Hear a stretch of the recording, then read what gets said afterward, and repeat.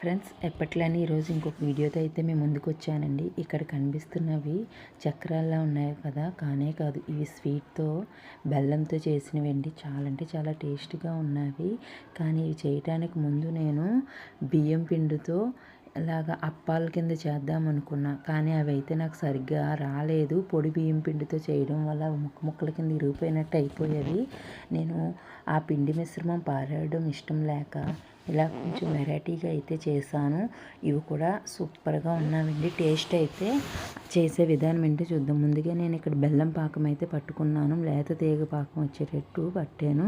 తర్వాత స్టవ్ అనేది ఆపుకున్నాక ఇందులో నెయ్యి, ఇలాచీ పొడి, నువ్వులు వేసుకొని తర్వాత బియ్యం పిండి అనేది వేసుకొని చక్కగా కలుపుకున్నాను. ఇక్కడి వరకు బాగానే వచ్చిందండి.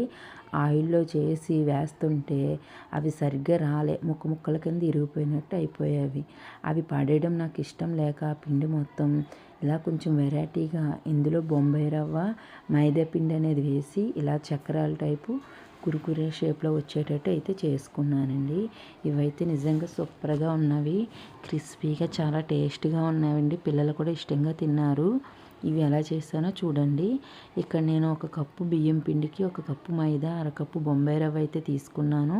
ఇప్పుడు ఈ మిశ్రమంలో అయితే కలుపుకున్నానండి. ముందుగా చేసుకున్న బియ్యం పిండి మిశ్రమంలో అయితే కలుపుకున్నాను.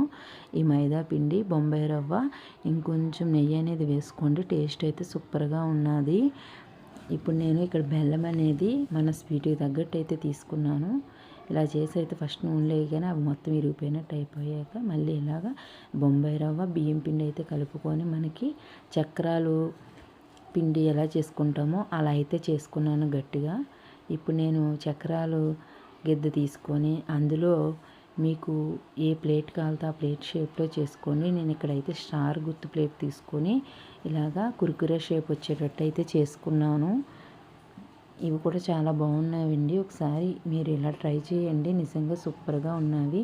ఇప్పుడు ఈ ఆయిల్ అనేది కొంచెమే వేసుకున్నాను. ఇవి కూడా బాగా వస్తావా రావా అని, కానీ చాలా బాగా వచ్చేవి. ఇప్పుడు ఇలా వీడియోలో చూపిస్తున్నట్టుగా మీరు చక్కగా ఇలా వేసుకొని మీరు సిమ్లో పెట్టి బాగా వేయించుకోండి. ఎందుకంటే మనం ఆల్రెడీ పిండి అనేది ఉడకబెట్టుకున్నాం కదా, బియ్యం పిండి అనేది, అందుకని లోన అనేది ఉడకదు, పైన కలర్ అయితే ఈజీగా వచ్చేస్తుంది. కాబట్టి మీరు ఇలా మీడియంలోనే పెట్టుకొని చక్కగా ఇవన్నీ బాగా వేయించుకోండి.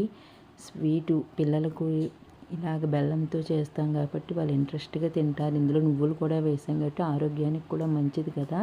అప్పుడప్పుడు ఇలా చేసి కొత్తగా వెరైటీగా చేసి పెట్టండి.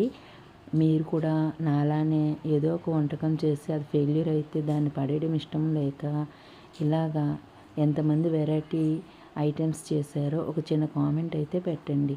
మనం ఏది కూడా వేస్ట్ చేయాలని అనుకోం కదండి, కానీ ఒక్కొక్కసారి ఏం చేస్తాం, అయినా పర్వాలే, ఏది జరిగినా మన మంచి కోసమే అనుకోవాలి. ఇలా కొత్త ఐటెం అయితే కనిపెట్టానండి. టేస్ట్ అయితే మాత్రం ఇంకా సూపర్గా ఉన్నవి, భలే క్రిస్పీగా ఉన్నవి. నా చేతులకు తడి ఉన్నది, అది నూనె అనుకుంటారేమో.